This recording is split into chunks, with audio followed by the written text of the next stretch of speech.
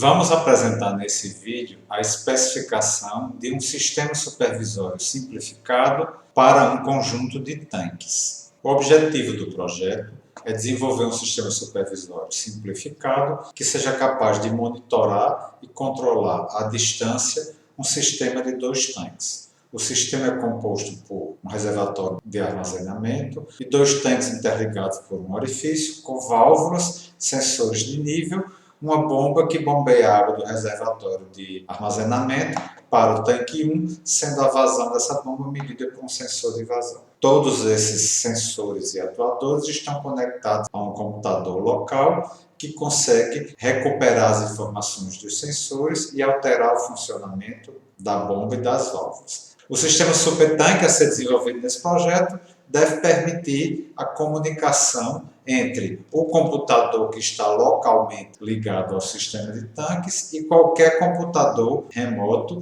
que tenha acesso ao computador local através de uma conexão à internet. Então, neste computador local vai rodar um software servidor e em cada um dos computadores clientes vai rodado um software que remotamente supervisiona o comportamento do sistema. A porta de comunicação vai ser a 23456, usando o protocolo TCP/IP. O programa cliente deve exibir o estado da planta em uma interface visual e todo usuário, antes de poder se conectar no sistema subtanque, tem de ter sido cadastrado no computador local. Existem 2 níveis de usuários: os visualizadores, que só podem ver as informações, e os atuadores, que também podem alterar a situação das válvulas ou das bombas. Cada um desses operadores é identificado através de login e senha. A planta que vai ser controlada, ela é inspirada, mas não é idêntica, a uma planta de controle de nível que existe no DCA. Porém, a gente não vai fazer o controle da planta real, porque seria muito difícil fazer isso com todos os alunos. Então, a planta real será representada por um simulador. O simulador está implementado e está disponível no SIGA os arquivos tank.h e tank.cpp. Ele fornece as funções que permitem executar todas as ações necessárias para supervisionar os sistemas de tanque. Consultar se os tanques estão ligados ou não, retornar a medição de nível dos tanques 1 e 2, retornar o valor atual da entrada da bomba e retornar o valor atual da medição do sensor de vazão. Testar e retornar se a válvula 1 e a válvula 2 estão abertas e retornar se está havendo ou não transbordamento. Tem também as funções de atuação para ligar e desligar os sistemas de tanques, abrir ou fechar a válvula 1, abrir ou fechar a válvula 2 e alterar a entrada da bomba. Todas as medições dos sensores são retornadas com valores inteiros sem sinal de 2 bytes, ou seja, de 0 a 65.535. Para converter esses valores para medidas reais, especialmente para visualização, a gente tem 2 constantes que já estão declaradas no arquivo subtanques.h, que dá a maior medida do sensor de nível, que é 26,5 centímetros, e a maior medida do sensor de vazão, que é 3,9 litros por minuto. Como é que é feita a comunicação entre cliente e servidor? Qual o padrão que deve ser implementado no software que vocês vão desenvolver? Os primeiros 2 bytes que são enviados é um número inteiro de 16 bits que corresponde a um comando dessa tabela aqui. Por exemplo, se esse número for o número 1003, está sendo enviado o comando OK. Cada um desses comandos, depois de ser enviado, quem enviou o comando deve enviar os parâmetros desse comando, caso exista. Por exemplo, o comando login, após ser enviado o número 1001, deve ser enviado 2 strings com o login e senha da pessoa que está tentando se conectar.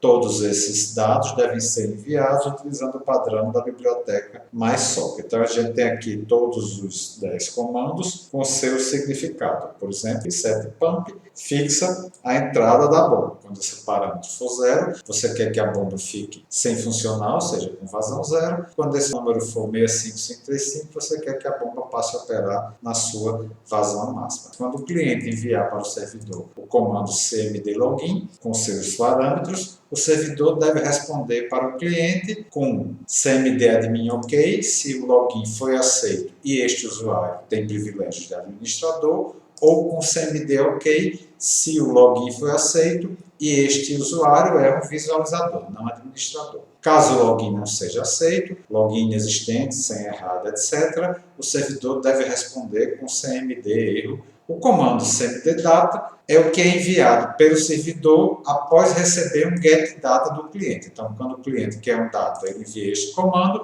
e o servidor responde com esse aqui. O getData não tem parâmetro e o data tem como parâmetro um objeto desse tipo aqui, que é um struct, que são todos os dados do sistema que vão ser enviados para visualização. Esse dado é um struct que também já está definido em Sultan.h, que tem 7 membros, todo do tipo inteiro 16 bits sem sinal. O primeiro é o estado atual da válvula, 0 se ela estiver fechada, diferente de 0 se estiver aberta, a medição do tanque 1, tanque 2, o valor atual da entrada da bomba, a medição do sensor de vazão e o valor atual do alarme, 0 se o tanque 1 não está transbordando, diferente se está transbordando. Quando o cliente envia para o servidor qualquer um dos comandos de atuação, por exemplo, alterar o estado da válvula 1, válvula 2 ou da bomba, o servidor vai responder com OK ou com erro, de acordo se foi possível ou não executar o comando, por exemplo, dar erro se o usuário não for administrador. O programa servidor permite a um operador local, ou seja, um sistema real, corresponderia a alguém que está sentado em um computador que está ao lado dos sistemas de tanques. O operador local pode fazer todas as operações, ligar e desligar o sistema, adicionar e remover usuários cadastrados, isso vai ser importante para o acesso remoto, visualizar os dados e atuar sobre todos os componentes. Essa parte já está implementada no arquivo incompleto que vocês têm da implementação do servidor. O que tem de ser acrescentado é que o servidor, além de controlar localmente a planta, tem de permitir a supervisão remota por outros usuários. Esses dados que chegarem através dos sockets, quando for um pedido de dados, o dado deve ser enviado. Quando for um comando de atuação, então a operação correspondente tem de ser feita na planta. Em caso de pedido de conexão, analisa e, se for o caso, acrescenta mais uma pessoa autorizada a supervisionar aquela planta. Para debug, o nosso servidor vai imprimir mensagens sempre que chegarem os comandos, com exceção do comando getData. Então, já tem aqui o exemplo da mensagem que deve ser emitida e já tem funções para imprimir essas mensagens que devem ser chamadas no momento apropriado. A gente tem aqui um exemplo de tela de como deve funcionar o servidor. É baseado em um menu onde você tem as opções correspondentes a números inteiros. O programa cliente deve permitir atuar sobre a planta, se você for administrador, e em qualquer situação deve permitir visualizar como é que está a situação da planta. Isso é feito através de 2 telas diferentes. Uma tela que você pode ver o nível dos tanques representados graficamente. Tem aqui do lado uma informação numérica. Quando ocorre transbordamento, aparece esse ícone aqui no tanque 1. E a outra forma de visualização é através de um gráfico do nível H1 e H2. Essa interface Qt com essas 2 telas já está pronta, porém não está integrada com o cliente propriamente dito. Na especificação, nós trazemos também algumas observações sobre a implementação do projeto que devem ser obrigatoriamente seguidos. Por exemplo, no servidor, alguns arquivos já foram fornecidos completamente implementados. A listagem está aqui e esses arquivos não devem sofrer nenhuma modificação. A classe que implementa o principal do servidor propriamente dito está parcialmente declarada e implementada. Ela é da classe tanques e você tem de complementar com as partes relativas ao servidor propriamente dito. Então você precisa fazer acréscimos nessa classe. No arquivo que está fornecido no CIGA já há inclusive as indicações das partes do código onde você deve acrescentar ou modificar alguma coisa.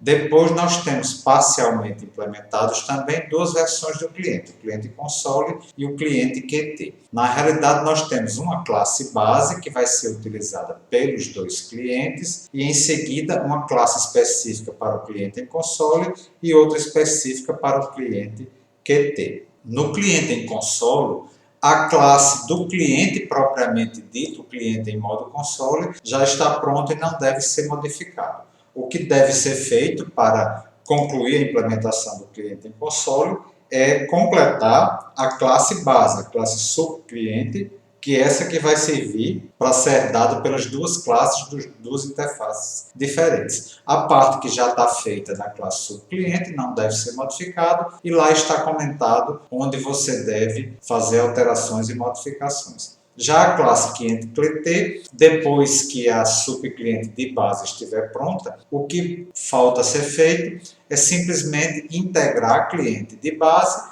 com a cliente Qt, que a parte da interface propriamente dita da programação visual já está toda feita. É só fazer as chamadas das funções que vocês vão implementar na classe de base subcliente, chamá-las no local conveniente dentro da classe subcliente Qt. Outro aspecto referente à compilação do projeto é que a gente, para fazer alguns testes, em determinados momentos, a gente vai precisar lançar o servidor e, sei lá, duas versões do cliente, uma visual e outra em console. Então, o programa servidor e o programa cliente em console precisam ser capazes de serem executados autonomamente, sem ser de dentro da interface do CodeBlocks, por exemplo. Então, você vai ter que fazer a linkagem desses softwares de forma estática, ou seja, que eles incorporem todo o código necessário para serem executados de maneira autônoma. Para quem estiver utilizando o CodeBlocks, vocês têm aqui as instruções para habilitar esses três flags aqui, essas três condições de compilação, para que tudo seja compilado de forma estática. E lembrando sempre que para utilizar a MySocket no Windows, você vai ter de linkar com a biblioteca WS232.